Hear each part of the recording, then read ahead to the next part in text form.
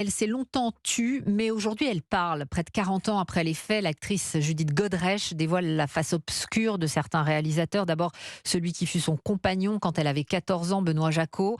Elle vient de porter plainte contre lui pour viol sur mineur, Marie Jiquel, mais aussi contre Jacques Doyon.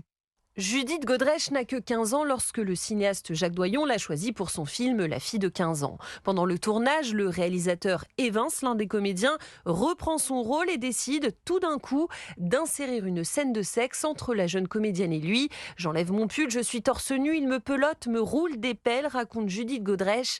45 prises selon l'actrice devant Jane Birkin, la compagne de Jacques Doyon. La comédienne finit par l'affirmer. Oui, Jacques Doyon a abusé d'elle. Marie, en ce qui concerne Benoît Jacquot, d'autres femmes l'accusent aujourd'hui dans le journal Le Monde.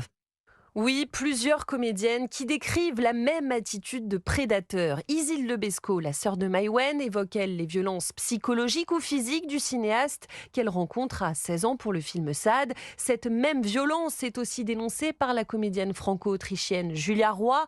Des insultes, un contrôle permanent de son apparence, des menaces, une gifle l'aurait même mise à terre. Benoît Jacquot concède lui, je cite, un coup de pied au cul, mais nie les violences à l'encontre d'Isil Lebesco. Quant à Vaina Diocante, l'actrice parle, elle, d'avances très lourdes en dehors et sur les plateaux de tournage.